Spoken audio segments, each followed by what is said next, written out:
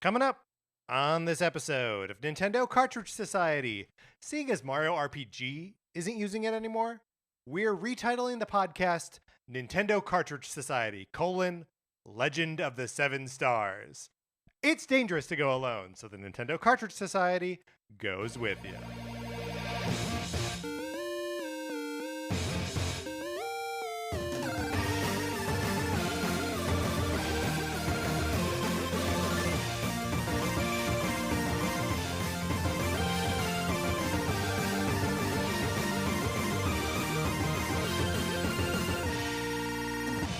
Welcome to Nintendo Cartridge Society. My name is Patrick Ellers, and I'm joined, as I'm always joined, by my co-host, Mark Mitchell. We've got a good show for you today. We're going to be talking about the news from the week, including a little bit more information about last week's Nintendo Direct.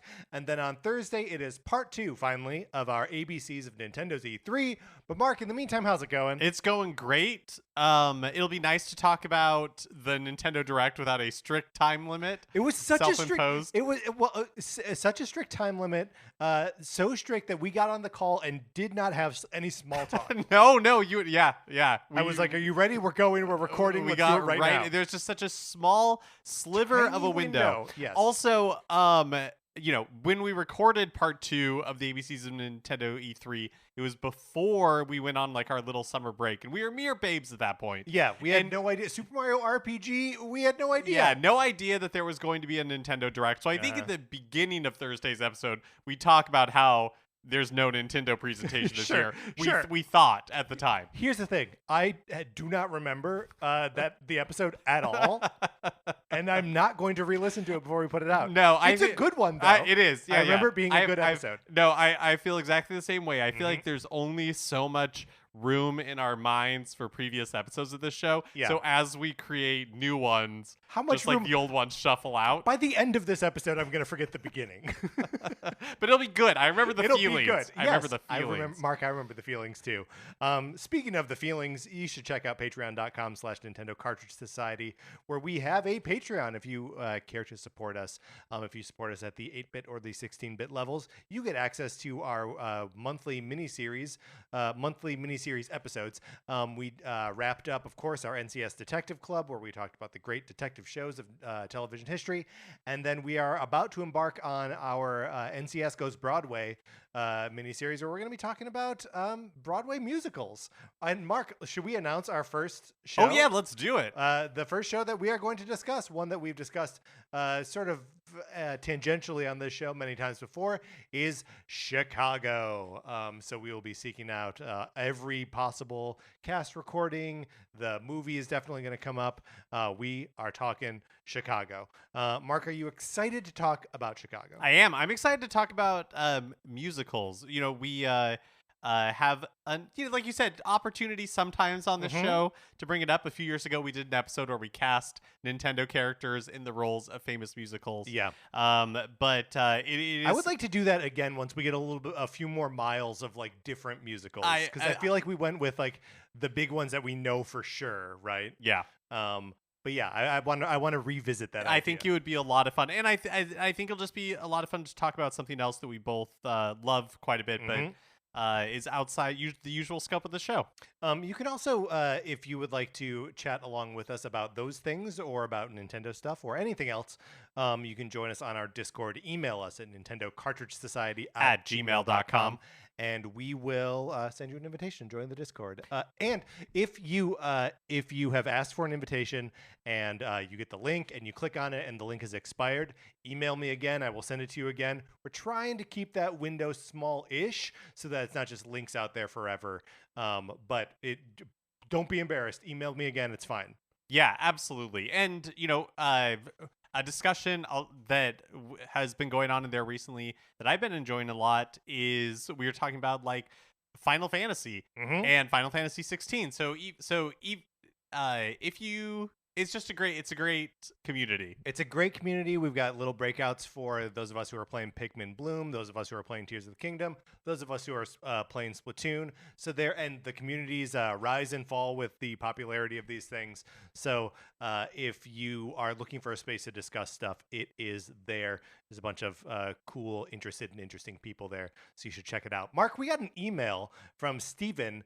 Stevo writes, "Howdy, Mark and Patrick. Can we talk about the Everybody 1-2 Switch trailer that released before the Nintendo Direct?" Steve-O includes a link. That's all. Just wanted to hear your reactions. Thanks always for the awesome show. So I told you that this was coming up before the show, and I said, should I just watch this trailer? And you said, yeah, go ahead. And I realized that I had seen this video posted on Nintendo's Twitter before, and in my mind, I did not compute it as a trailer. Right. Because it is like a 3-minute long like commercial / like sponsor opportunity kind of thing, where they get 16 influencers, fly them to Japan, and get them to play Everybody 1-2 Switch. And they look like they're having an amazing time. But I'll tell you what, if Nintendo flew me to Japan, yeah, as an influencer, I'd have a smile plastered on my face too. Do you know whose job it is to have a smile plastered on their face all the time? It's an influencer. Like, I don't know. It's it was one of the more dispiriting things that I have seen in like advertising lately. It's so like transparently like phony and it fake just feels and desperate. It feels so desperate. It feels really desperate. I am 100% buying this game physically though. Like we've already discussed. Oh yeah, absolutely. Yeah. Because 10 years from now, we'll be like, what was that game? Oh yeah. And we always say that Weird Nintendo is our favorite Nintendo, and this appears to be Weird Nintendo of a sort. Yeah, I mean it is certainly a like you take the good, you take the bad. But like the trailer has, you know, the dude in the horse mask come out and like and everyone cheers for him. And it's just like I don't know. I feel like we live in a an ironic post irony. You know what I mean? Where it's like, this thing sucks. Yeah. And it's like, what's the difference between hating it and loving it? You know, like we're just going to cheer it on anyway. That does feel true for Everybody 1-2 Switch. I watched this thing. I'm not going to lie to you, twice.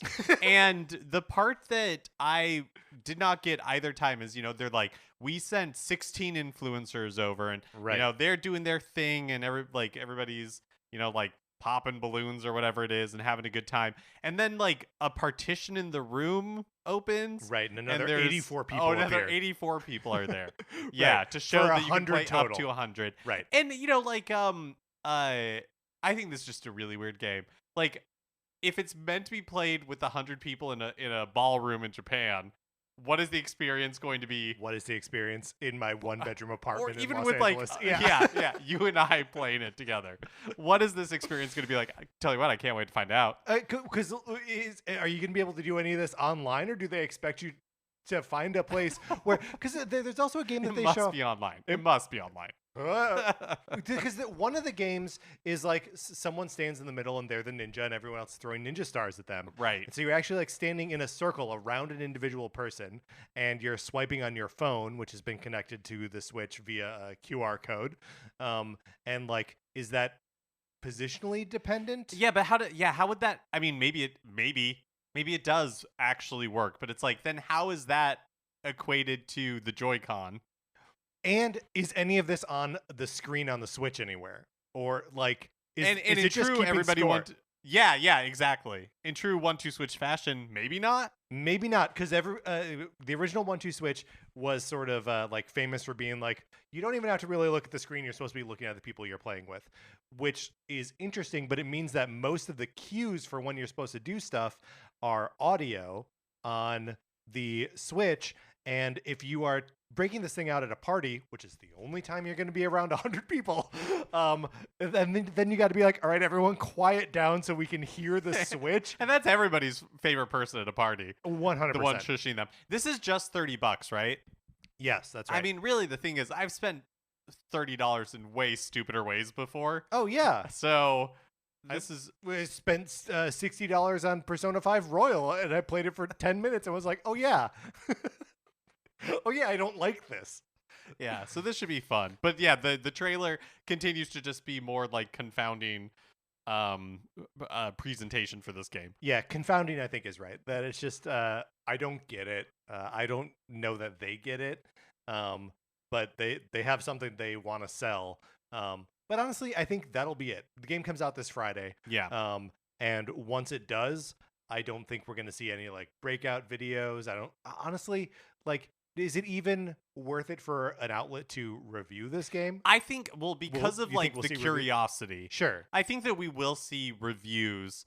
And I wonder if they sent it to here's the other thing is that like maybe everybody could it be a matter of positioning, right? The game is $30. Right. If you're an enthusiast, you probably know about its like purported troubled history. Right. But, like, do they try to sell it to kids? But the way that they are positioning it in the one video that we have is like Gen Z influencers. Yeah. You know what I mean? It's like so who is this game for? But I also think because of all of those things, Nintendo just putting it out, kind of stealth releasing it for $30 and like nestled comfortably between Tears of the Kingdom and Pikmin 4. Yes, gently between the bosoms of those two games. And then you have Everybody 1-2 Switch is the cleavage of Nintendo summer releases. But then, but it's like, and if you're in the enthusiast press, about, again, like the article about its troubled history. Right. And so how hard are you going to be on this game? Like, if it stinks, like, who cares? Do you know what I mean? That's a good point. It's like I feel like they've done a good job, like, positioning it in such a way that if it's a bomb and if it stinks, I don't think anybody, like, I don't think everybody's expecting it. Yeah. Like you said, what's the difference? We're in such a post-ironic thing with true. everybody 1-2 Switch. That's It's like, true. what's the difference between hating and loving everybody 1-2 Switch? I don't know if there will be one. Yeah, either way, it's $30. Yeah, exactly. And really, when it comes down to it, that's all they care about. That's all they care about. All right, Mark, let's. We haven't been playing Everybody 1-2 Switch, but let's get into what we have been playing this week.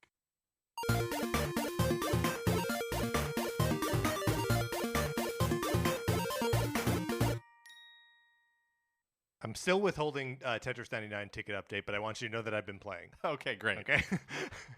Remind me. It's just been so long. It's been so long. Remind me what you ended up deciding you want to do. Like, are you just gonna surprise me when you hit 999? I'm not going to surprise you when I hit 999. Okay. I will. Again, just for those catching up, my goal is to get 999 tickets. I have the opportunity to score 4 of them every day, but that means I have to turn it on every day and play Tetris for like half an hour. Yeah. So it doesn't always happen.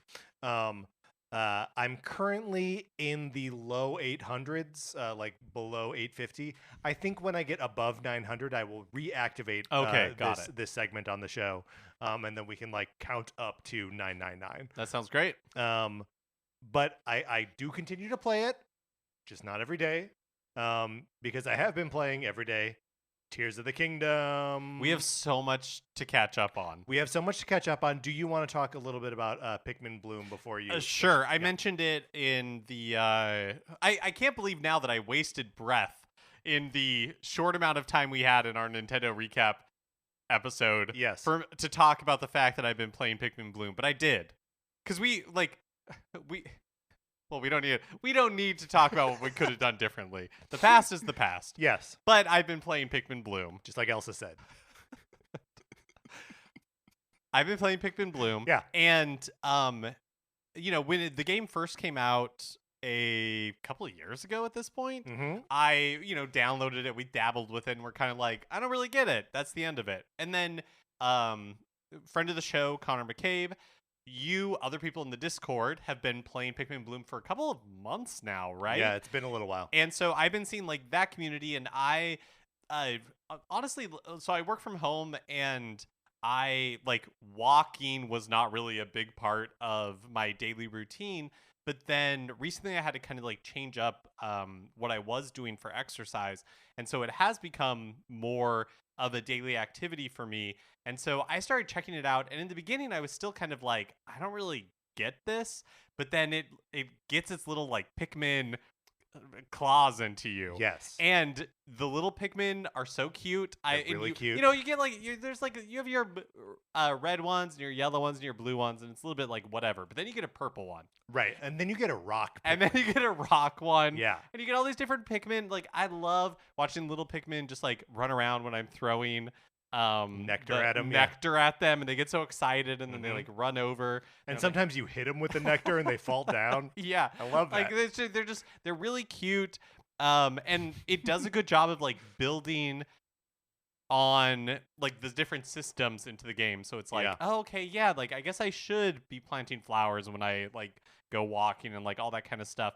And so now I'm like constantly doing things in Pikmin Bloom, and I've reached the point where I'm butting up against where obviously they would love to incentivize me to buy more like growing pods and that sort Yeah, of thing, or yeah. like I have too many bulbs in my bag and I need to like either expand my bag or to spend money to expand my bag, or like get rid of other, you know, like seedlings. That's what they are. Yeah.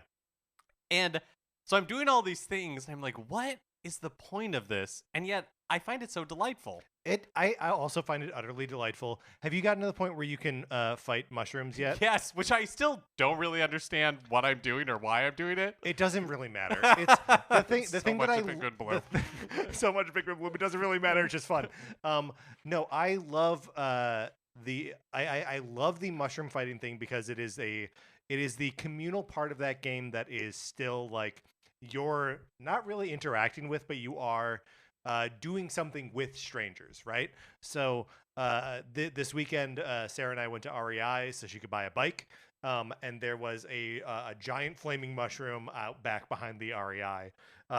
And there were 4 people already fighting it. And I was like, I'm going to get in on this. They've put in a lot of work here. I'm going to join the fight and help reap the rewards Yeah, at the totally. end. Which was awesome. And it's, you know, just like something you're sort of passively doing to like help 4 other people. And it's also just like surprising to me that it's like, oh, other people are playing this. Me too. And so I was, you know, traveling the past week, and yesterday when I was waiting for my luggage at LAX, I joined in on a mushroom fight that was there that like 4 other people were Yep. already on. I was like the 5th person, sent out my like red pick or blue because it was like a water mushroom or Right. something. And yeah, I was surprised at how many flowers were at LAX. Like, Yeah. and there was actually one in my neighborhood. There was like a mushroom, and just like a couple of people had joined. It wasn't full, Yeah. but I like joined that one, and it was like surprising, but like fun to be like, oh, I'm not the only like crazy person playing this Pikmin Bloom game. That's right. That's right. You're not the only. And Mark, the thing that I find like most, and the game has been out for years, so like it's, you know, maybe not surprising, but like I will join a fight with like one person who's like fighting a mushroom, and I'm level 31, I think, right now, and there'll be people that's like level 84, and I'm like, holy cow, this is someone who's been like babysitting this thing and nurturing it and like leveling up for years. Yeah. And now I'm just like a part of that. So all this is to say, you know, if you saw Miyamoto's weird Pikmin Bloom commercial last year and we're like, what is this? I can tell you that I don't really understand what it is either, but I'm having a lot of fun doing it. And like we were talking about, there's a big community in our Discord of people playing as well. So you can team up on challenges and all that sort of thing. Now, Mark, I invited you to our 100,000 step challenge. I saw that. I haven't accepted it yet, Okay, all but I am going to do that, and I am going to post my my QR code in the channel so I can become friends with people who've already posted their QR codes. Have you sent postcards to people yet? I haven't. Okay. No, because I didn't know any. I didn't have any friends to send there it you to. go. And one thing I've also not done is the AR stuff. Oh, there's not really much to it. Okay, Like, yeah. you can just like see your Pikmin on like it'll look for a surface. So like here on your like dining room table, you could have your Pikmin running around. Oh, so it's not. Is it like? Okay, It's a got little it. like Pokemon, yeah. Yeah, I got it. I got it. The postcards are really funny to me. Are they pulling these images from like Google Maps? I think or they something, must like be Street Street View or View. I think something? so, yeah. Because they are terrible photographs of really ugly places. And I'm like, I don't understand. It's just really funny to me. And it's funny. So like so much of, I live on the east side of LA. So many of the like points of interest are just like interesting graffiti. And I love it. It's so funny and feels so like, it's either interesting graffiti or like Catholic churches. That's what my neighborhood is. But I absolutely love it, and I'm so glad that you're like getting into it now. I'm going to send you a bunch of postcards, and anytime I go somewhere now, I'm like, oh, cool! I can get some like new postcards. I can fight some like mushrooms in different places. Yeah, I mean, one of the things that we've talked about, I have not played Pikmin before, really, more than a couple hours of any of the games. And I never really appreciated how cute and how much personality the individual Pikmin have. And one thing that I love about Pikmin Bloom is, you go to like, you get a Pikmin from that, you grow a Pikmin that you got the seedling from like a pizza restaurant. Yeah. And then the Pikmin has a slice of pizza on its head, and is that part of, does that happen in the video games? I don't think so. I don't know. They're just weird little freaks where it's like, why do you have a sneaker on your head? It's so cute. Yeah. I love it so much. So I'm having Pikmin Bloom is bringing me a lot of darn you, Miyamoto. You were right once again. Bringing me a lot of joy. We're having a ton of fun with Pikmin Bloom, so much so that we had to not talk about Tears of the Kingdom for 5 minutes. There's so much with us not seeing each other for like 2 weeks to talk about our Tears of the Kingdom progress.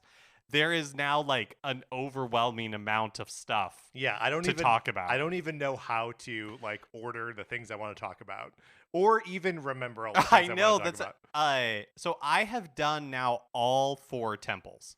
Fascinating. I believe the last time we spoke I had done 2. I have done 1 additional. Okay, which one did you end up doing? Gerudo. Okay, so you're still missing the Zora Kingdom? I'm still missing the Zora. Yeah. Okay. So what I did is I basically stopped looking for shrines. I stopped doing, because my Breath of the Wild experience was like, I waited really late to do most of the Divine Beasts. Rito was the first one I did, and I was really glad that I got like Rivali's Gale, because I liked being able to like get up really quickly, and I never found any of the other ones all that useful. Maybe the Gerudo Shield, but or not Gerudo, Goron. Yeah, the Goron Shield.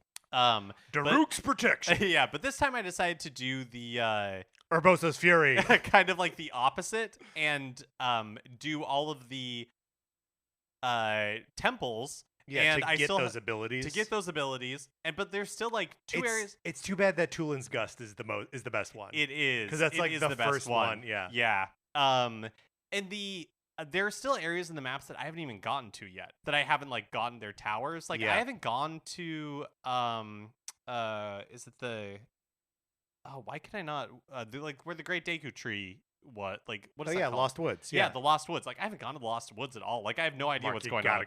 I know. That's what's so crazy. So cool. That's so crazy is like I could finish the game right now and still, or like finish in quotes. But you ain't got no Master Sword. You're right. I have no Master Sword. And I still want to do, because I did all the shrines in Breath of the Wild. Wow. And I want to do that for Tears of the Kingdom. Where are you at shrine-wise right now? Oh, I want to say I've done like 60, 65 or something like that. I have 90 at this point. Whoa. Yeah. And I know that there are, I believe there are 137 in the game now. That it's still 120 on the surface and then another 17 in the sky, or it's something like that. Got it. 7. That can't be right. That it would not be a multiple of 4. It must be. It must be a multiple of 4, right? And then I also got, right before I did this, I got a little sidetracked because I did one maze. Why can I not think of the word? Labyrinth. Mm-hmm. I did one like labyrinth. Like, have you done a labyrinth yet? Yes. Okay. Have you done like all aspects of the labyrinth? Yeah, the ground level and sky level. And then after you do the sky level, and then you the depths, you like jump from the sky into the depths and fight one of the construct things like level 3. The first time I did that, I was like, this is so insanely cool. Yeah. That I went and did one of the other ones. I think there were only 3. Yeah, so one of the other ones, still have one left. So which ones did you do? The one I did was the desert one. Yeah, I did the desert one. I did the one that's like by Lurline Village. Okay, yeah. Yeah, that Mhm. one. And so I still have one left, which I've done the That's like the Akala and I've one, done yeah. the like ground level one for Mm. that. I haven't done the sky or like the depths yet. But yeah, that's kind of where I'm at. Where I am, I've done all but the Zora Temple. I'm 90 shrines in, and I made it. I started like giving myself little goals of like, here I'd like to finish this thing. I'd like to finish this thing. So I've awoken all the great fairies. I have. Oh my gosh, I haven't even done that. I still have only awakened one. Whoa! Yeah, Great Fairy. I went and got like the flute playing guy. Yeah. So I need to go back to Piper. uh-huh. Piper who makes the tree grow. Yeah, Whoa. so I need to like I need to go back, but man, yeah, that's just like another thing I haven't done yet. So that put the band back together and wake all the great fairies. I have the entirety of the map cleared. I've gotten all of the tiers, all the memories. Still need to do that too. I have lifted the Master Sword, which is an epic, incredible moment, and like one of the like greats. Nothing I'm going to spoil here, but about like the twists about like what's going on. Oh yeah, I'm so curious about what's going on. This plot has actually got me because all the stuff where like Zelda's showing up seemingly in all these different places, and the last temple I did was the like fire temple or whatever. Yeah, in the depths. And it's got a lot of the like sort of bait Zelda that you're right, following. Because she's like, yeah. And so, what did you? I remember that was the second one you did. Yes. And my memory as I was doing it was that you felt like your experience was that it was like confusing with the different tracks and all that stuff, right? With the different carts. Yeah, so I wanted really badly for there to be like a solution just to do it right, which I did for like the first 2 switches, and then I was like, you know what? I'm just gonna like climb around this thing. That's what I did as well. That's 100% what I did. Because like at first, and like when I was like, I'm gonna do this thing legit and like do all these like tracks, I found it to be like taxing on my brain. Could not figure it out either. And then I was like, you know what? I'm just gonna put rockets on everything and fly everywhere. I did 100% the same thing. I was like, there's areas in that where there are, and really you can just use the Zonai device, like the water spout, the water hydrant, basically. And then I would make like hardened lava tiles and just build impossibly long bridges. Yes.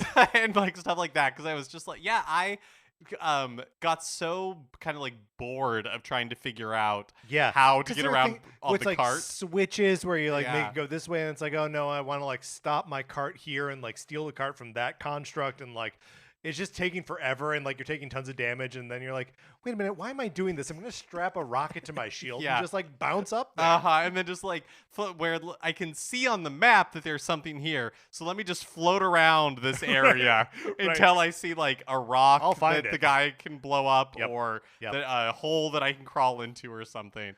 And that was really fun to do it that way. Yeah, well, and it also helps because I know you did this, and I definitely did too, of like prioritizing stamina, increasing my stamina, because like I obviously will be expanding my hearts forever. Can you get up to 40 hearts in this game? I was wondering that too, because I'm still on. I feel like I've gotten so many hearts. I'm still on one row. Yeah, and I've done 90 shrines.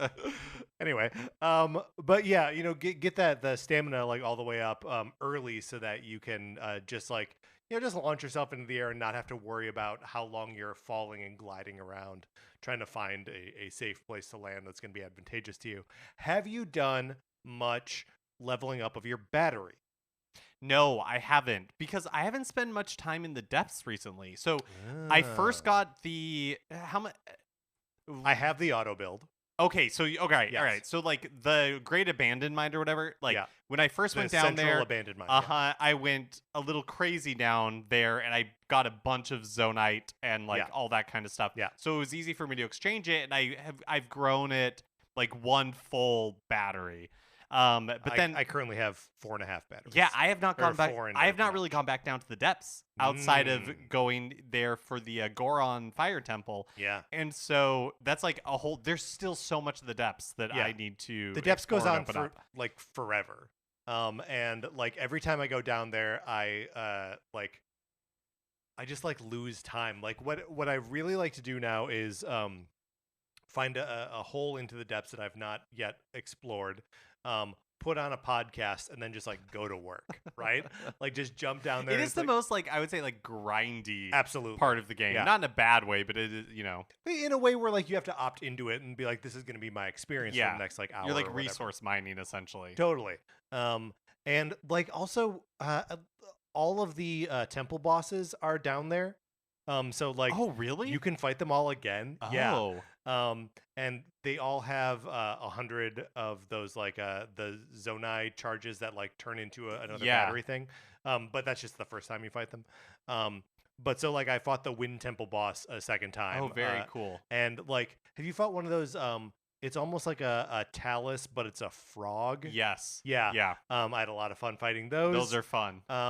Yeah, I don't know. Like I would love to reach a point where I stop being amazed by this game, because then I could be free from its claws. I know. I'm just not there yet, though. Yeah, I am realizing as we're talking how much more I still feel like I've just scratched the surface of this game. Yeah. I just feel like there is so much more that I need and want to do in this game. It really is incredible. I keep going back to like how does it stack up in my mind to Breath of the Wild, and I think Breath of the Wild, I haven't played it since it originally launched. My first experience with it, but in my mind, the way I'm thinking about it now is like the Breath of the Wild was such an amazing experience because it was the first of its kind. But it's hard to argue that Tears of the Kingdom is not like a better game. I know, and that's a wild. Yes, it feels insane to even say it. I do think there are a lot of ways in which the like moment to moment experience of Tears of the Kingdom is easier. But I think that all just feeds into you get to experience more and experience it differently. There are very few fights now, and again, I still have one of the temples to do still. Like I'm not even near what I assume the end game will be, but like I'm not really. There aren't fights that I like run away from anymore. I feel the same way, and I'm like obviously have fewer hearts than you do because I've done less shrines, but I feel exactly the same way, and that's different from my memory, anyways, of what it was like in Breath of the Wild, where Right. it felt like by the end I was definitely overpowered, and I didn't Yeah. love Lionel fights, but there was nothing I feared. Right. But I feel like I'm at that point way earlier in Tears of the Kingdom than I remember Yeah. being in Breath of the Wild. Like the only things that I fear now, and I still take them on because it's fun, is a Gleeok. Oh my gosh, I've ran into my first Gleeok when I was after I had done the Zora domain stuff. Yeah. And there was like a sky tower that I wanted to get to, and so I parasailed over to it, and on my way there was a lightning Gleeok Yeah. on a bridge, Yeah. and it sees me, and so I'm just like totally Oh, exposed. no. Like it was like my plan was to parasail over to like a rock face and then climb up the rock face, and there's like as the Gleeok is approaching, there's like electricity and storm because Right, it brings right. it with it. It was so scary. There is there's an island above the Thunder Temple or Lightning Temple. I forget exactly, the one in the Gerudo Desert. Yeah. There's a sky island above that temple where the King Gleeok lives. Have you encountered the King Gleeok? No, I haven't been up there. 3 heads, 1 head lightning, 1 head fire, 1 head Amazing. ice. I went up there and I fought that guy, and it was a harrowing fight, and I loved every second of it. Just so much fun, and like Gleeoks always have this like the sort of like second phase where they like take way to the sky at like 20% health or something like that.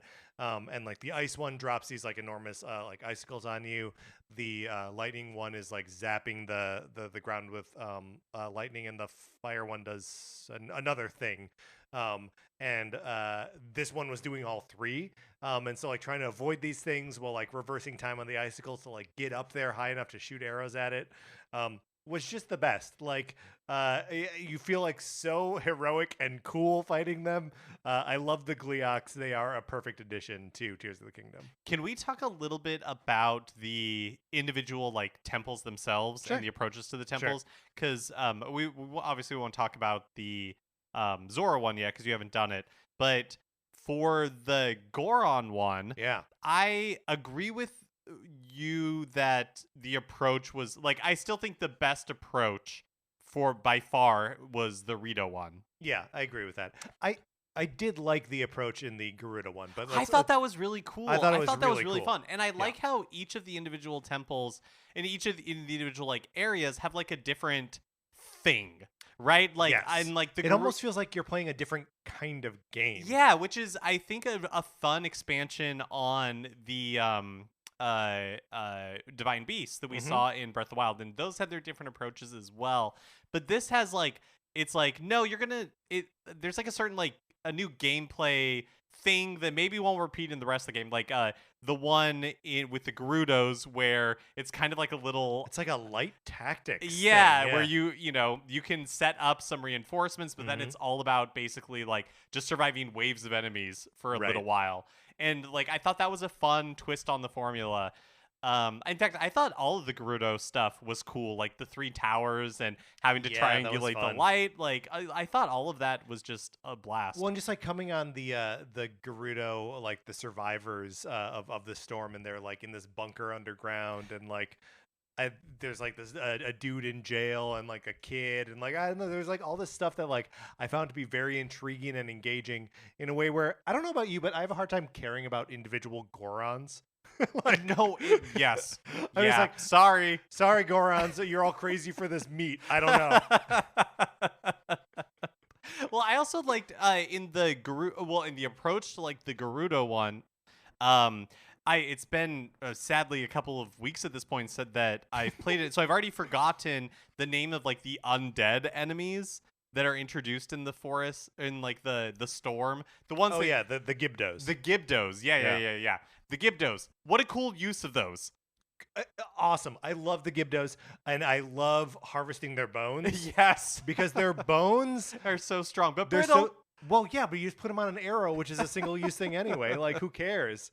But yeah, the Gibdos, and I thought like the first time, you're running into the storm, you're trying to get to the Gerudo village to like start the thing, and the storm is going, your mini map doesn't work, no map, and then you encounter a Gibdos for the first time, and I like shoot an arrow at it, it does nothing, right? And it's like, oh crap, that was so fun. Yeah. I mean, I don't know.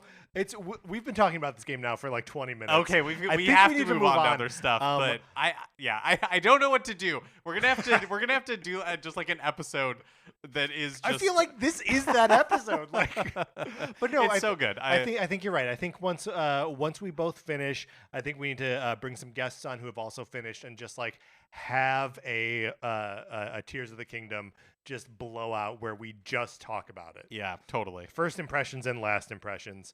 Mark, I also picked up Dr. Fetus's Mean Meat Machine, which appears to be quite a bit deeper than my first impressions of it would indicate. It's obviously it's a Puyo Puyo like game, and it's the Meat Boy spinoff, right? Yeah, that's right. Okay. It's $10, and the presentation is, it's got that kind of Meat Boy grossness to it, as the name Dr. Fetus's Mean Meat Machine would suggest. But it introduces some like fun and like interesting challenges in each individual like board of Puyo that you play, and I am eager to dig more deeply into it. But when am I going to do that? All right, Mark. That's what we've been playing this week. Let's get into the new releases and what we might be playing next week.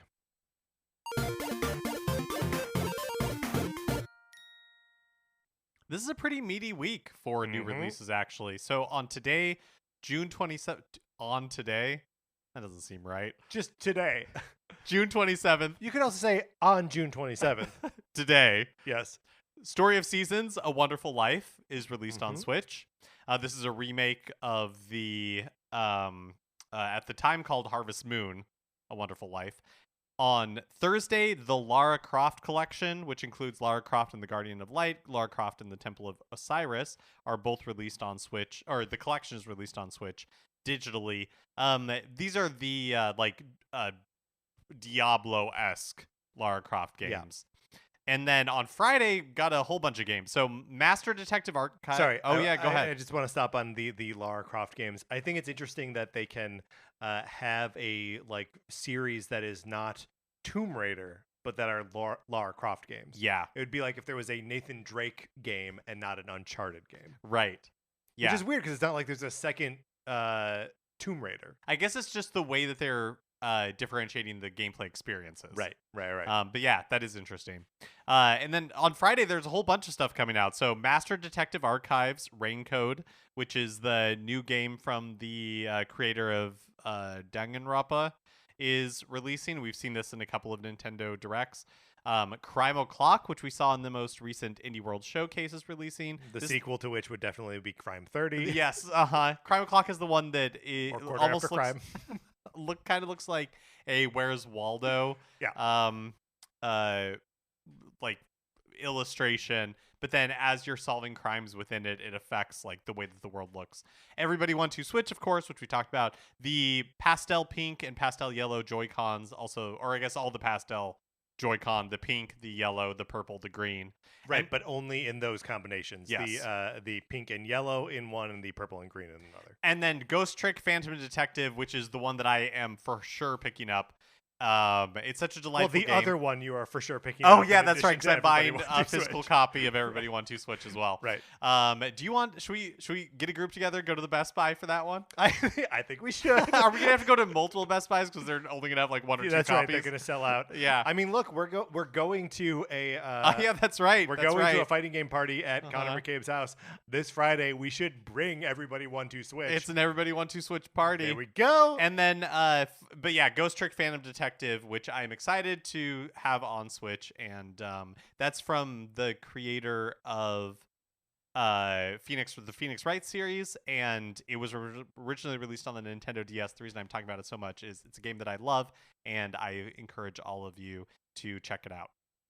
All right, Mark, let's get out of the new releases and into something that we do every week.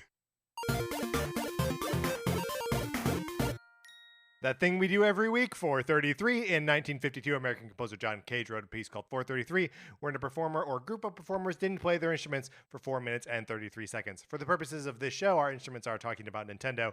So for the duration of one performance, 433, Mark and I'll talk about something not at all Nintendo related, thus fulfilling the contract of the piece. Mark, today we're ranking the Pixar movies. All right, here we go. We're doing this because Elemental just came out. Neither of us saw it. So if we make it that far, I don't know what we're going to do with it. But I think we're just going to go one at a time and just be like, is this one better than Sounds good to me. Than the previous, or where do we rank it within them? So number one is Toy Story. First Pixar movie, and for the moment, it retains the number one spot. Next is A Bug's Life, which I put under Toy Story. Yeah, same. And then after that comes Toy Story 2. Which I think is better than both of those movies. I will agree with you. I think that Toy Story 2 is better than Toy Story. Next comes Monsters, Inc. So I haven't seen this movie for a really long time, but I really, really, really love this movie. And I would put it maybe below Toy Story 2, possibly above. I put it above Toy Story 2. Okay, I'm good with that. And honestly, we're in a little bit of just a climb here where I think they kind of just keep getting better. Because next one is Finding Nemo, which at that point, by the way, Finding Nemo is their 5th movie. It's so crazy. That movie's so good. That was 20 years ago, right? Yes, 20 years ago. Wow. 2003. I think that's better than Monsters. Okay, I won't fight you on it. Next up is 2004's The Incredibles, which I would put under Toy Story 2, personally. I would as well, and I know that Incredibles is one of those movies that people hold in like incredibly high regard. Um, for me, I almost feel like it has a little too much like Brad Bird cynicism to it, where like I don't know, there's just like a little bit too much like edge in my Pixar movie for that. But to each their own. So where we put it below Toy Story? Toy Story 2 for me. Put it below Toy Story 2. I think that's a fine place for it. Next is Cars. And I would put this underneath A Bug's Life. I also put Cars at rock bottom for this so far. Next up, 2007's Ratatouille. I think I love Ratatouille. It's my favorite Pixar movie. Okay, Coco is my favorite Pixar movie. Oh, I forgot about Coco. I know, but I do love Ratatouille. I would put it above Finding Nemo. Yeah. So that is Finding Nemo our top. Yes. Okay. Yeah. So Ratatouille is our number one right now. Next up is WALL-E. I love WALL-E. I want to love WALL-E, but I don't love it so much. I would put it. If it was my list, I would put it under A Bug's Life. It's partially your list, but it is not going under A Bug's Life. I would probably put WALL-E above Toy Story 2. I think I like Monsters better, but we can find a happy medium here. Above Incredibles? Okay, sure. Okay. Below Toy Story 2, above Incredibles. All right, next up is Up. Oh, yeah. Here's the thing. The second they get to Paradise Falls, I don't think Up is very good. The end of the movie, and I kind of have the same problem with WALL-E, where it's like it's just it's like another chase sequence. And this time, it's like, I mean, is it funny that it's a dogfight with dogs and planes? Yeah, I mean, yeah, that's get funny. It. Is it funny? I would put it. I put it above The Incredibles, maybe. Ooh, I put it below Toy Story. Oh, so just above A Bug's Life. Just above. The stakes are so low here, I'm good with that. Then, Toy Story 3. I would put it above... Well, for me, I'd probably put it Oh, see, this is hard. This is hard. It's the problem with Toy Story 3 is I feel like it's an inverse Up, where the final moments of the movie are so impactful. Yeah. And like the first part of the movie is just this sort of like forgettable heist kind of thing. I don't really remember Toy Story 3 that well outside of the ending. I don't know. Where do you want to put this? Below Toy Story? Before Up? I think I like it better than Up. Okay, so after Toy Story. Yeah. Okay. All right. Okay. All right. We're breaking hearts here. Next up, Cars 2. I've not seen it. I haven't seen it either, so put it at the bottom. Brave. I did not really like Brave. Above Cars 2. Above Cars 2. I'd put it above Cars. Yeah, all right. I agree with that. We start getting into like weird territory here. Yeah. Because next up is Monster. Oh, no! Oh. Well, I guess we'll never know. But we do know the Coco's are number one. Right, so you're just typing that in there. Yeah, so I'm just putting that in there. Do we need to recap the list?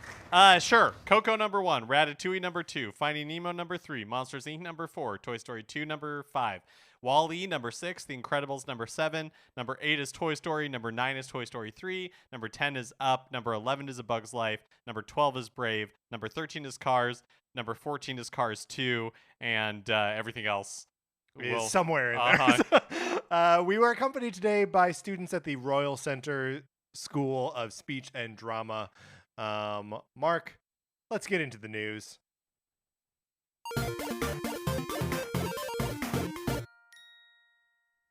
Okay, so last week, obviously, there was a Nintendo Direct, and we did have to call an emergency meeting. That's right. Of the Nintendo Cartridge Society, and so... We did a great job.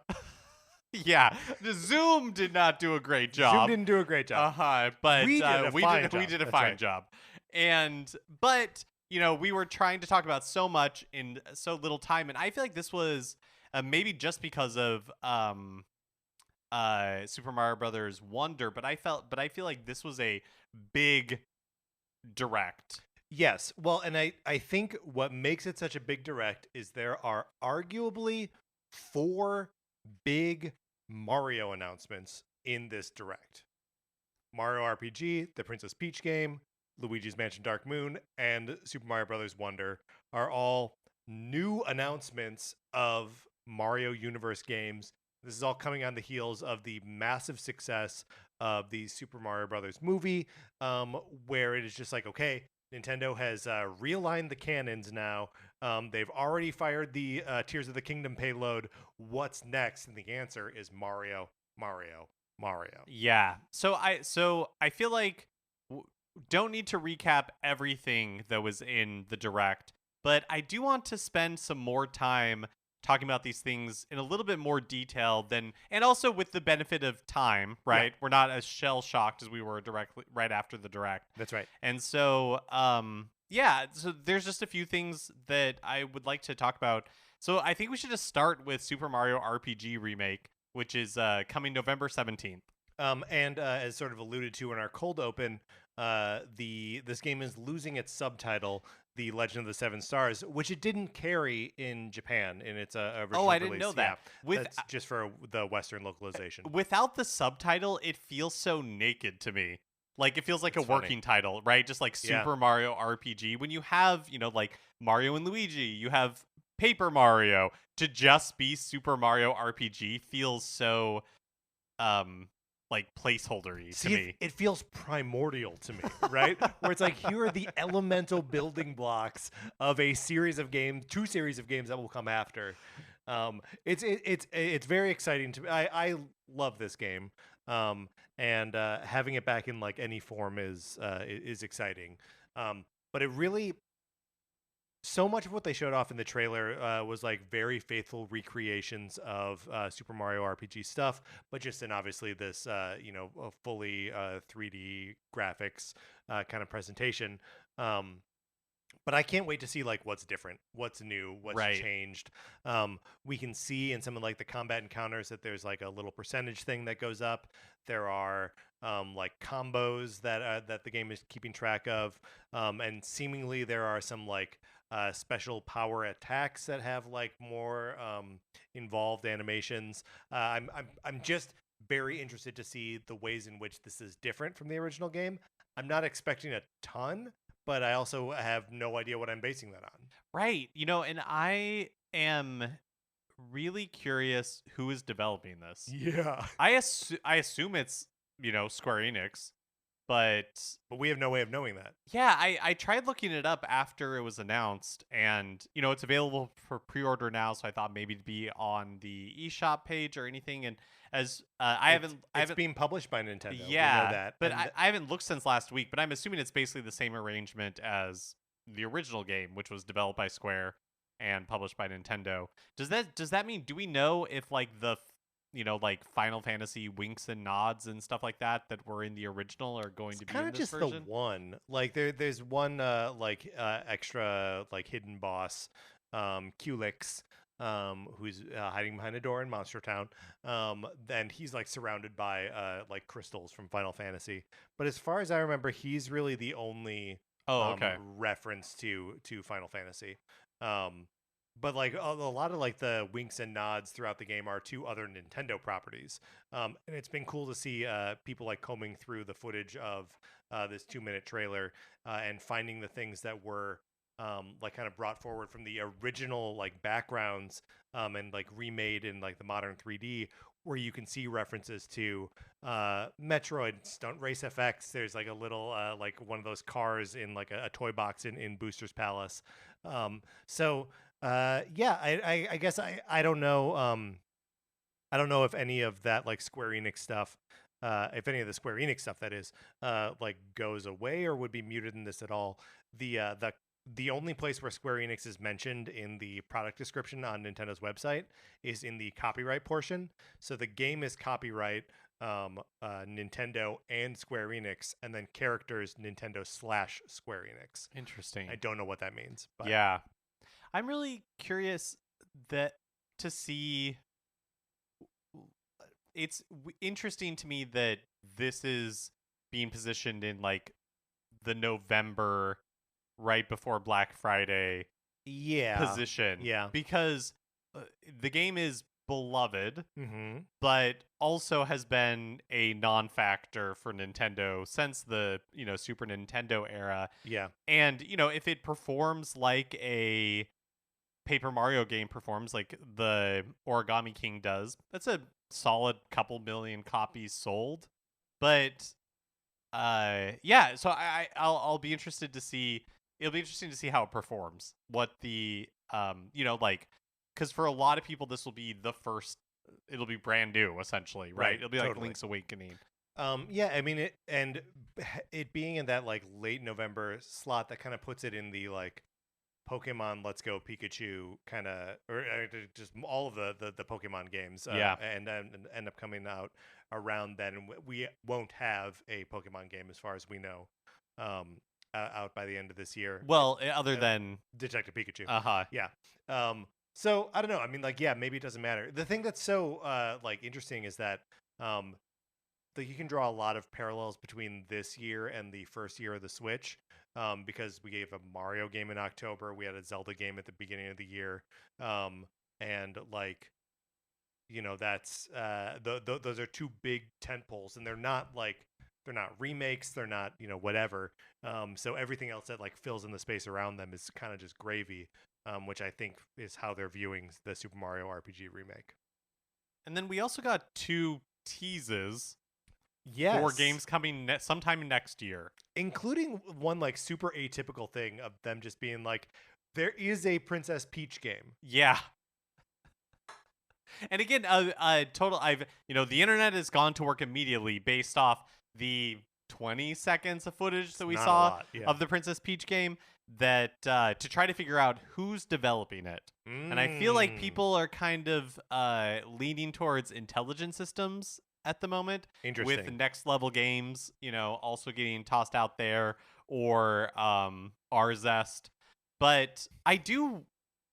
We know basically nothing about this game. About it, right? We see Princess Peach like running around on like a stage. It's not quite 2D. It's not quite side scrolling.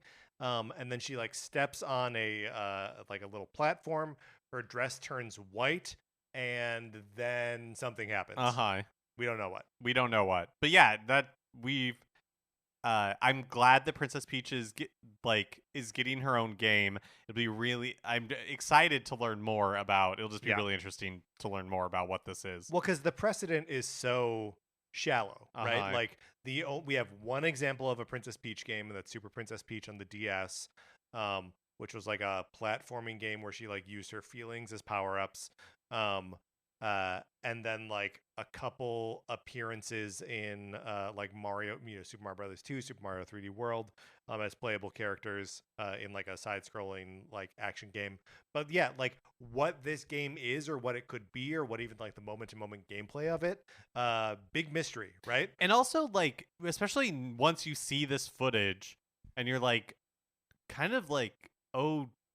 Duh. Like, how has it been so long that Princess Peach doesn't have her own series? Right. It feels like such an obvious move. Yeah, totally. I mean, yes. Because, like, I wonder if, like, Nintendo just gets, like, gun-shy about these things, right? Because, like, Luigi's Mansion came out on GameCube and was, like, decently received. People were a little disappointed that there was no Mario game to launch the GameCube.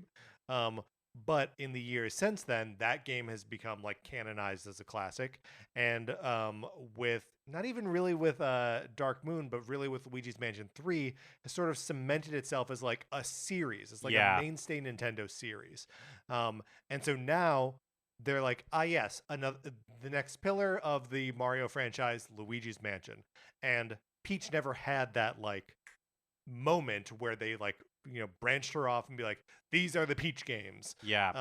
So maybe this is the beginning of that, and maybe this will be another weird like one-off thing, but just like, well, we haven't seen another Captain Toad game, right? Nintendo just does these things where they make a game and they're like, I don't know, probably never again.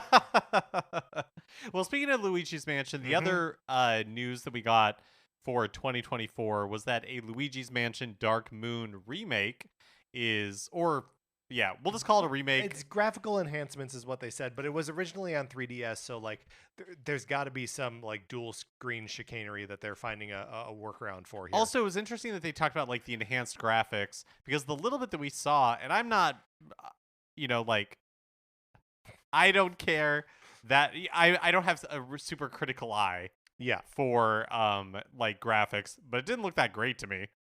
No, well, and I wonder, like, the difference between a game on 3DS and a game that is coming to Switch, like the graphical requirements, the gulf is huge, right? Right. Like, it's no small feat to upgrade a 3DS game for Switch. So like, I wonder if they have a lot of work to do on that. Like, is that coming out October next year? Right. All they said for both for both Princess Peach and for Luigi's Mansion Dark Moon was 2024, and I feel like they could come out at like literally any time next year. Yeah, totally. Um so Batman Arkham Trilogy. Yeah. Not a ton to say about this other than more than we said on the episode last week, which was basically both of us being like, Huh? uh-huh. But we have since learned that only Arkham Asylum will be on the cartridge itself of the physical version, and then you'll have to download the other ones. Which is a little bit of a bummer, right? Like, part of what's fun about having these games, or these like collections available physically, is that like you just have them, right? And they're on they're on the medium that you're buying. So kind of a bummer that that is not going to be true of this. But yeah, but Go ahead. something that we've seen on Switch for since the Totally. very beginning. Um, Also, I gotta say, it routinely bums me out that the other two Arkham Asylum games are not included in these collections ever. Yeah, just pretending that Origins doesn't exist. Origins and Blackgate don't exist. And those are games that came out like simultaneously, weren't developed by Rocksteady, but are Batman Arkham games, especially Blackgate being like a weird, like Metroidvania side-scrolling kind of experience.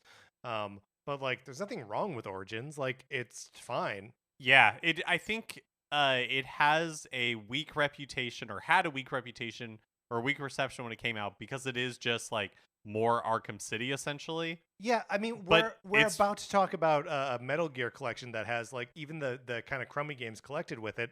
And it's like, why not collect all the games? yeah, no, I completely agree with you. And to your point, like Arkham City is an amazing game, and so the fact that Arkham Yeah. Origins is just more Arkham City Right. is Yes. now like It's is fine. not a bad thing. No. Although for me personally, I are you able to buy these separately digitally? Because the one I want to replay that I have not played for a long time is Arkham Asylum, and Yeah. that is my favorite of the trilogy. I love that game so much, and it's like simplicity and Yeah.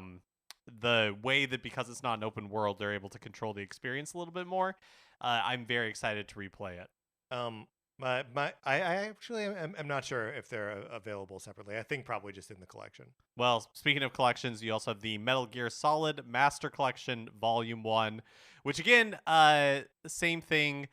It includes a huge download, so even if you buy it physically, you still have to download like 24 gigabytes of data in order to play it. And then another 30 gigs to get the bonus videos.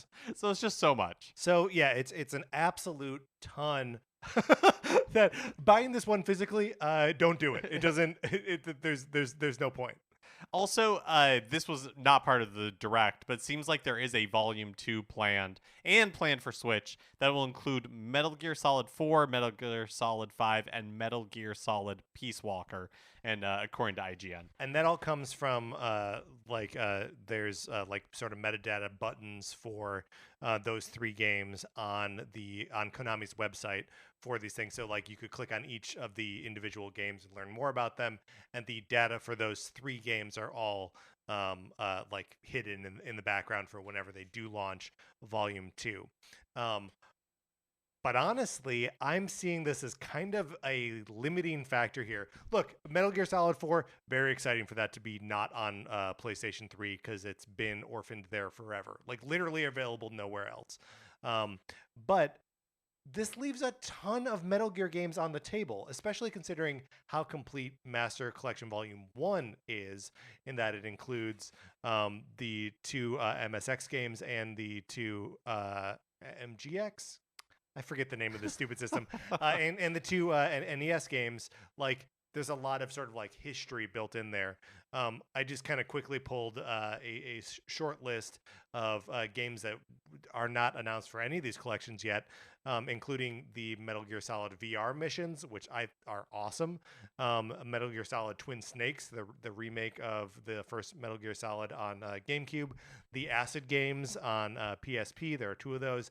Ghost Babel, which is the GBA like I don't even know version what of that is. it's like a GBA Metal Gear Solid.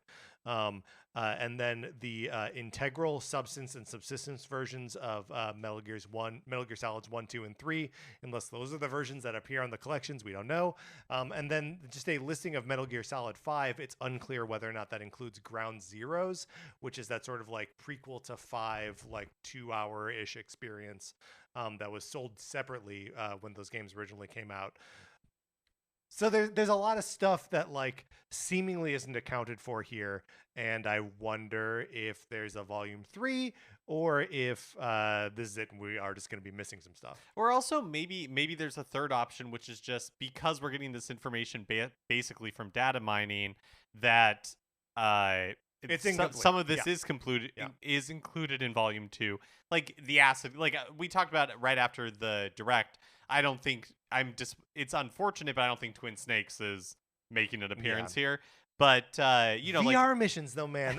It's or like well, it's in so VR fun. missions again, like Yeah. how do unless you have like why include that on a collection when the majority of people aren't going to be able to experience them, right? Because they require VR. No. It's Snake in VR. Oh, So yes, this is not a VR game. It is like it's a essentially a sequel to or prequel to Metal Gear Solid, where Snake is going through all these missions in VR. So it's a bunch of discrete challenge rooms, and they're all in that like black and green like grid kind of thing where like Snake is in VR training to go on the mission to Shadow Moses. I see. Well, that I see. Okay. I feel like the piece in here that I would not be surprised if it makes it in is the acid games.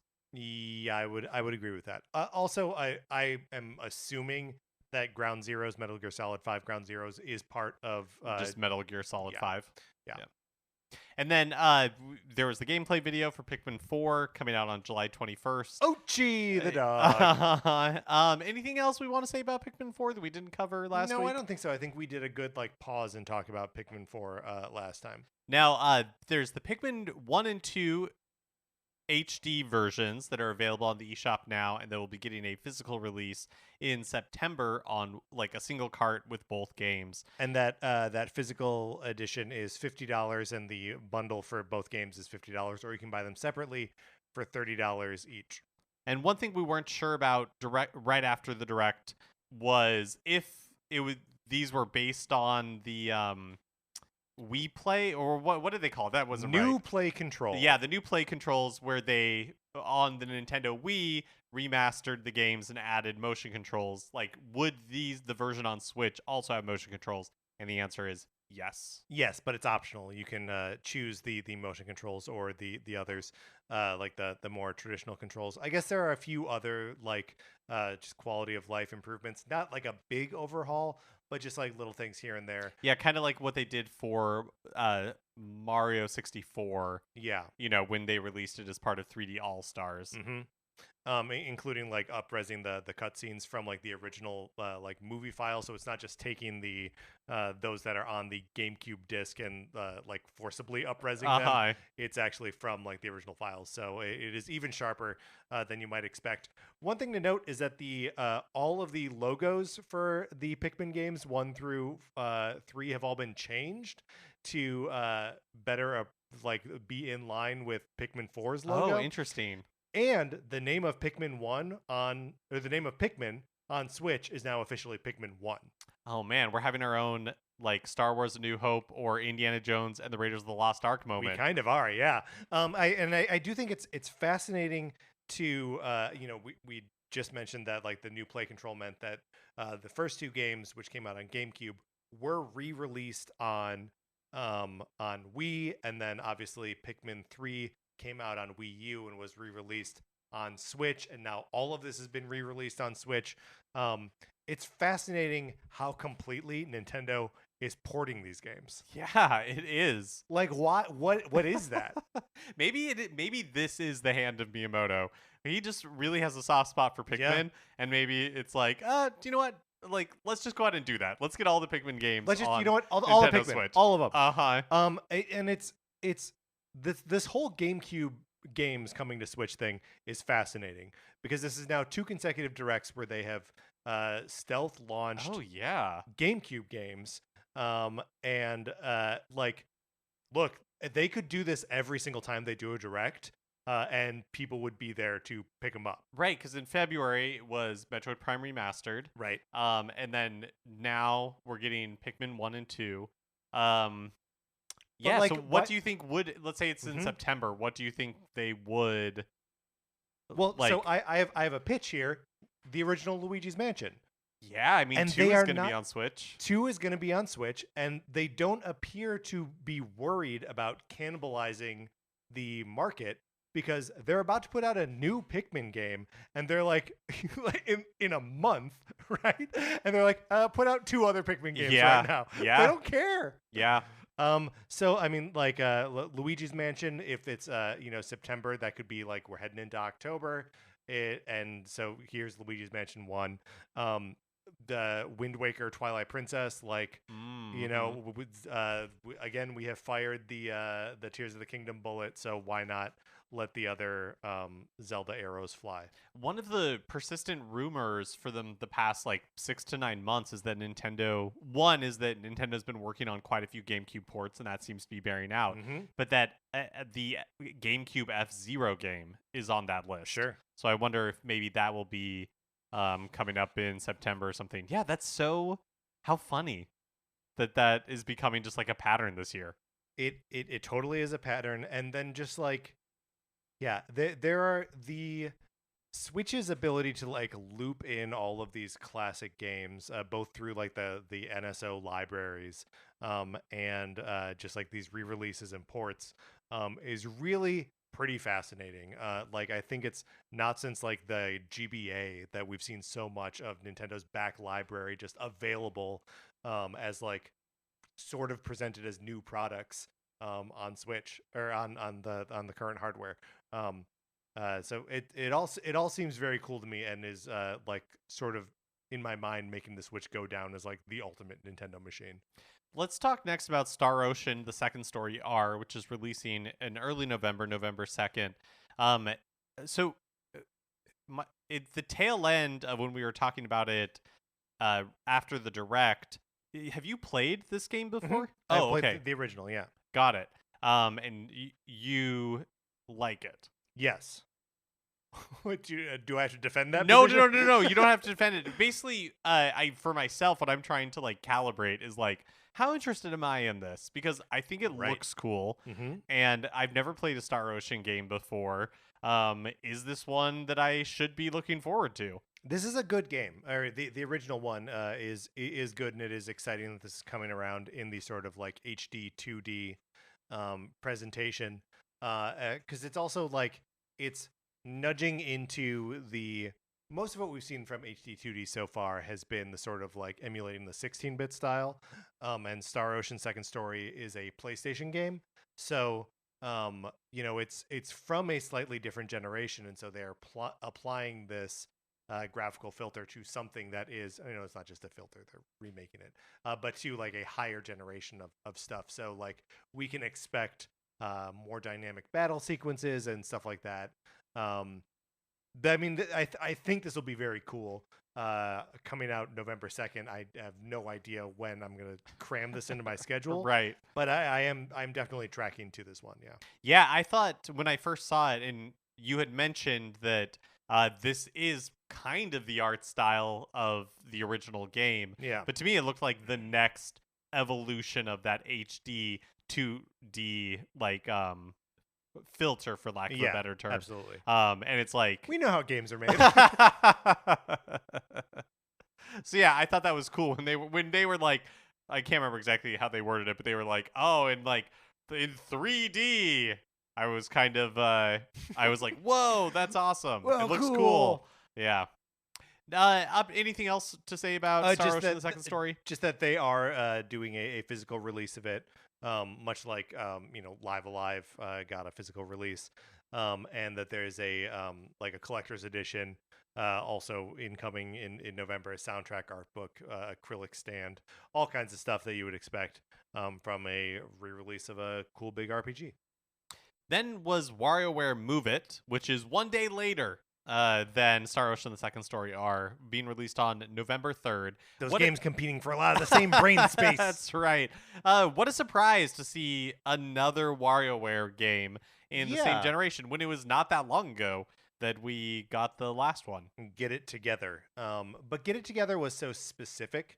That wasn't me telling you to get it together, Mark. I was saying the name of the previous WarioWare game. But like like GBA had multiple WarioWare games. So like it's not, this isn't unprecedented that there would be two in one generation. But Get It Together was so specific in the way you had to control it, because it was all like these challenges where you had to control like a little dude like flying around, and they all had different abilities. So like I like that game, but it feels like a slight departure from this does feel like a WarioWare more was. traditional, which is such a weird word to use when talking about WarioWare. That's right. But a more traditional WarioWare game, really like almost like a spiritual sequel to Smooth Moves. I kind of just think like a straight up sequel. Straight up sequel, yeah. I've heard lots of people use spiritual as the qualifier to either sequel or successor, and there is nothing spiritual about Wario. Let's throw that out. Yeah, only the almighty dollar. But yeah, you're holding two Joy-Con. Everybody has to hold two Joy-Con controllers, and the micro games look completely insane. Yep. Yeah, I think that'll be a lot of fun. You can do 4-player party mode. There's local co-op. It's going to be a blast. This one is also priced at $50. Yep.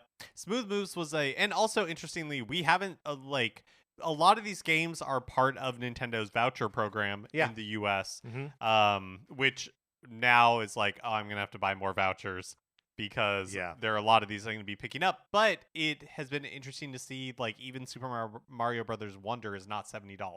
Like, Tears of the Kingdom, at least at this point, is a real outlier in that way. Yeah, they're true to their word. And then speaking of Tears of the Kingdom, we got an announcement for the Tears of the Kingdom, new Tears of the Kingdom amiibo. A Zelda and Ganondorf amiibo will be released holiday 2023. The reason I added it to this list to talk about here, at least from my end, is that no mention of DLC at all. And at this point, I just don't think it's coming. Like, I think Tears of the Kingdom is complete.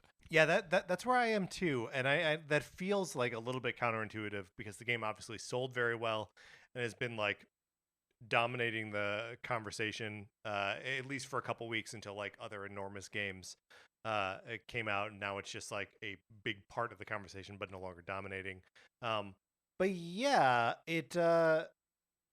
we would know by now, right? You would think, unless it really is going to be coming like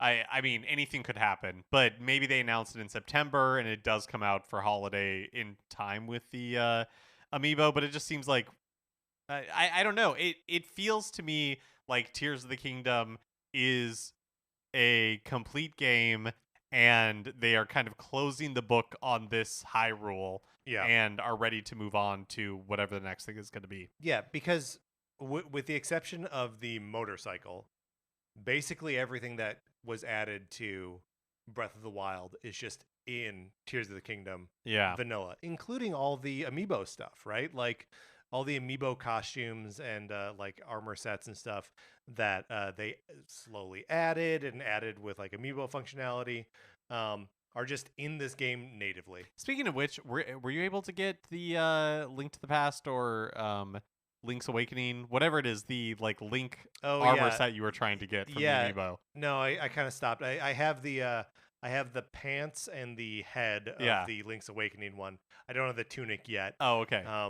but it's kind of okay because like upgrading those things costs star fragments, Oh, which are incredibly rare. So I'm like, nah, it's okay. I'm not going to wear them anyway. I love the Link's Awakening head. It looks like a It's walk so around funny. character It's at like so Disneyland or funny. something. Yeah, It's really good. I love it. Finally, okay, Super Mario Brothers Wonder coming October 20th. It was at the end of the episode last week. We were running out of time, so Yeah. we just had to like blaze through it.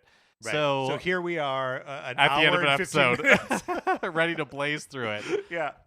But I do feel like there's just so much. This feels mega to me. This feels huge.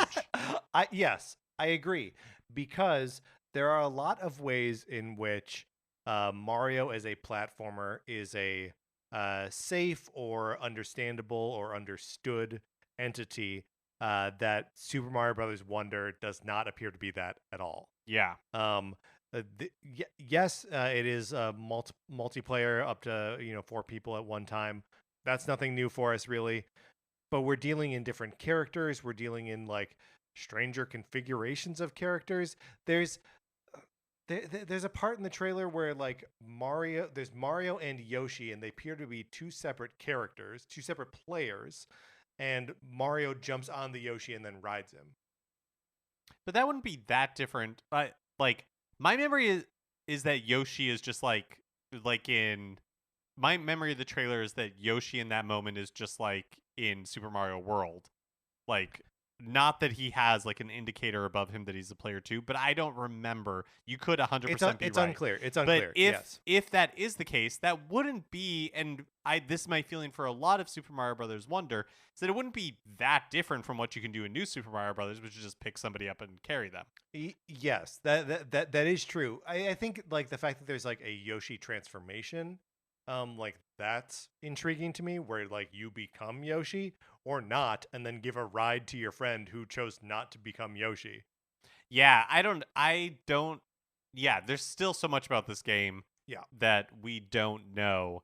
I think the first thing that was striking to me is that, like the jump, because my guess, so I guess we won't know until there's a Super Mario Brothers Wonder 2 or whatever it ends up being called. My guess is that what we are seeing now, it will be the next 10, 15, 20 years of Mario. Oh, just like, we went from the original games and then there was a break, and then there was the new Super Mario Brothers art style that is how the characters have been portrayed since the first game in that series came out in 2005.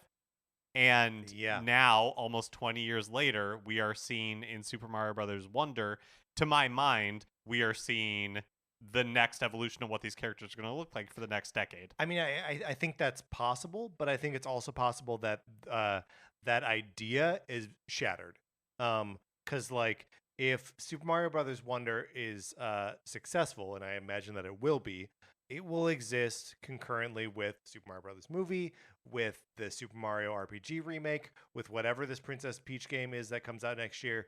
And I think all 4 of those look different from New Super Mario Brothers in the sort of like established style of like the Super Mario RPG. Like they have funny proportions, right? But that I feel like is I completely agree with what you're saying. Is that like just because this is what Wonder looks like doesn't mean that this is what like how the characters will be featured going forward. But also, I don't feel like Super Mario RPG is a particularly good example because it's a remake of a existing game. So that's of course true. That it is has true. Those proportions. But like all of them are not in the like Mario Tennis Aces, Mario Kart. Like that's the style that like Mario as a brand has sort of like embodied forever. Which is also like the embodiment of Mario at Super Nintendo World at Universal, right? Like that's all part of that same aesthetic. All of which is to say that it feels like a Brave New World, and like we don't know what comes next. Totally. But just the way that they're using 3D models to look like a cartoon or look like there's been said a bunch, but like old conceptual drawings of Mario, or like what the sprite work in Super Mario World like was trying to accomplish. They're accomplishing it with 3D models in Super Mario Brothers Wonder. It's just fascinating stuff. Yeah, it's really interesting to see how like more cartoony it is, Yes. where like they're really like like when the characters are jumping and all these different moments where they're hitting like really really strong key poses that Yes. look very And like that you are said, like the artwork. and that are using like motion blur around like quickly moving feet. Mario sticking out his hands when he's running fast.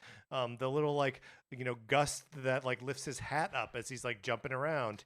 Yeah. Is all very cartoony. And then there's also, and they're very expressive, which Yes, is they are. like I also think is very cool. It's just adding more like detail and life to the characters and the models within the games, which I think is really fun.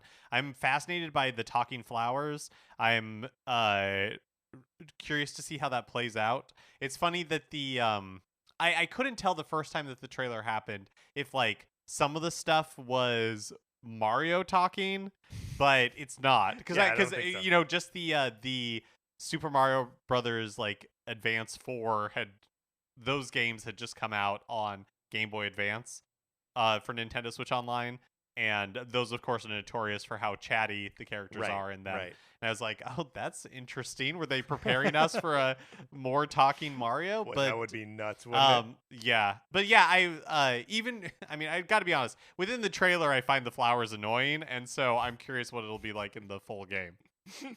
I mean, if you're just like running past them, like maybe it's fine that they're annoying. That you're just like, screw you, flowers. I'm on to the next thing.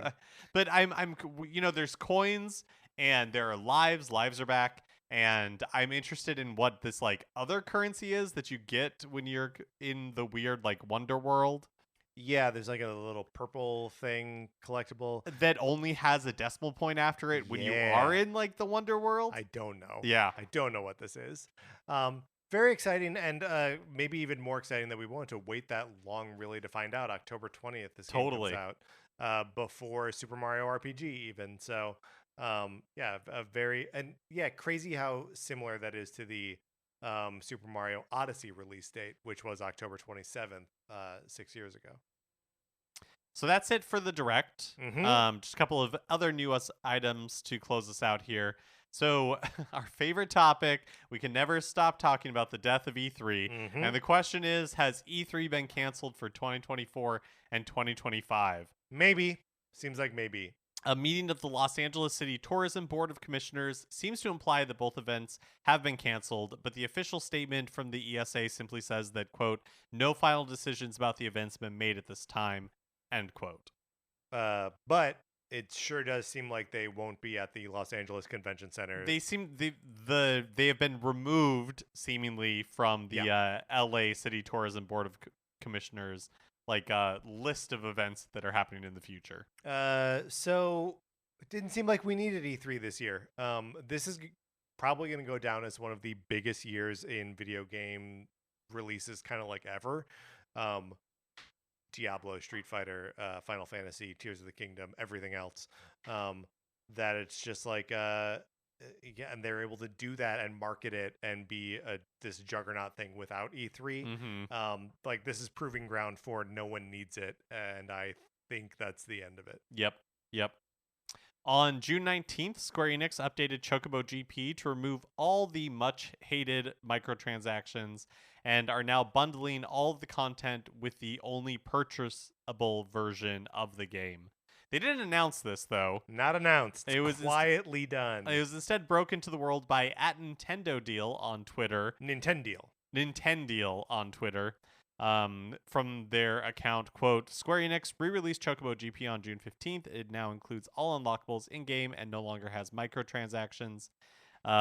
If you previously played Chocobo GP Lite, you can purchase the upgrade to transfer your save. This is something that you and I had talked about when leading up to the game's release. We were both like, hey, a kart racer with Final Fantasy stuff. I could get into that. Discovered upon its release that it was full of microtransaction nonsense, and that there was like no real way to just like get everything. And at the time I posited like, do you think they'll ever reverse course on this? And here we go. They reverse course on it. Yeah. But not after, bleeding the whales for whatever they could get out of them. And now, I mean, it's still a $50 game. Makes me think that will go down in price. Square Enix puts their on games on sale all the time. So when this bad boy hits like a 50% off or something, I'll hop on. Finally, Nintendo and Nabisco are partnering on special Mario-themed Oreo cookies in the U.S. starting July 10th. Each package has a random assortment of cookie designs, and there's 16 possible. There's Mario plus Luigi, Toad, Yoshi, Fireflower, Super Mushroom, Coin, Superstar, Bowser, Bowser Jr., Goomba, Boo, Blooper, Koopa Troopa, Piranha Plant, and a Spiny. And just like in Mario Kart, the coin is the most disappointing one of these to get. Pre-orders for these That's right. are available Pre-orders now for Oreo cookies. $5 for a package plus $10 of shipping. $10 for shipping. For basic shipping. Yes. If you want because there's an option for hot weather shipping, which I'm assuming they pack it with those ice frozen packs or whatever. So if you don't want melted Oreos, you have to opt for the even more expensive shipping. Well, in hot weather shipping, they come out July 10th. I mean, it really is a question. Do you want melted Oreos? They'll ship them to you. They will ship them to you, but they will only ship one box per customer. You can pre-order one per. These are just going to be available at grocery stores too, right? I would assume so. Yeah. Because here I saw this thing pop up today, and I was like, I should get a box of those for the podcast. Yep. Because it would be fun, and I like an Oreo, so it's fine. And I went on, and I was like, $5. Okay, that's about what I expect. $10, limit one per customer. Like everything about the interaction, I was like, no, absolutely not. So I did not pre-order us Oreos, Mark. I thought about it as well, but then I was like, it was like $20 for the hot weather shipping. Yeah, and it's just too much. It just didn't feel worth it. Also, this isn't an amiibo. Yeah, not like the Super Mario Odyssey cereal. The Mario cereal was an amiibo. It was called a Delicious Amiibo, and I don't know why they're not doing that here. They should. They should. All right, Mark, let's close this out.